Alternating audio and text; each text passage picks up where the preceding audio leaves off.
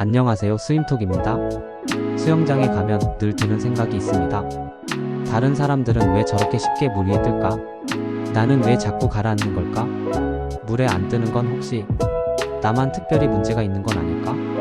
인간이 물에서 뜰 수 있는 간단한 원리. 물 공포증만큼이나 수영 초보자를 괴롭히는 것이 바로 이 부력의 문제입니다.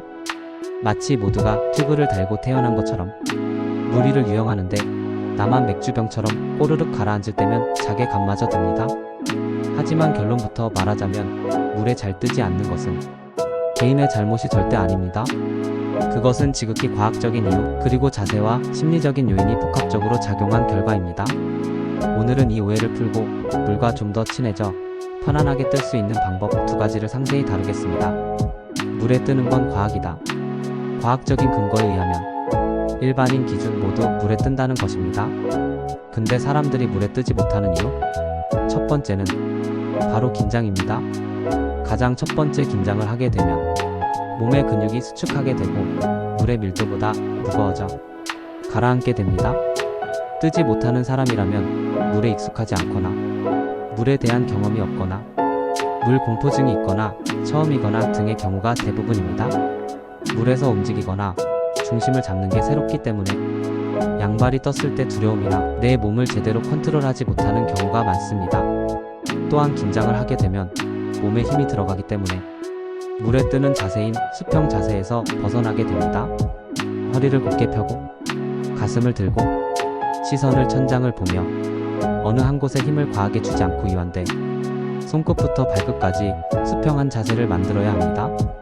편안하게 뜨기 위해서는 첫 번째 해결해야 할 것은 공포 마이너스 긴장의 연결고리입니다. 계속 몸에 힘을 뺄 수가 없고 긴장이 된다면 내가 어떤 부분 때문에 공포심이 있고 평정심을 유지할 수 없는지에 대해서 곰곰이 생각해 보시기 바랍니다. 물에 뜨는 기술은 밸런스와 이완, 신체적 특성 때문에 물에 뜨는 것이 조금 도전적일 수는 있지만 수영을 배울 수 없는 것은 아닙니다. 물에 뜨기 위해 필요한 것은 중력과 싸우는 힘이 아니라 부력을 최대한 활용하는 기술입니다. 그래서 두 번째는 호흡입니다. 가장 중요한 튜브폐에 공기가 가득 차 있을 때 우리 몸은 가장 큰 부력을 얻습니다. 물에 들어가기 전, 그리고 수영 중 호흡을 할 때 숨을 완전히 내뱉고 다시 깊숙이 들이마시는 연습이 중요합니다. 많은 초보자가 두려움 때문에 숨을 얕게 쉬는데 이는 폐의 부력을 충분히 사용하지 못하게 만듭니다.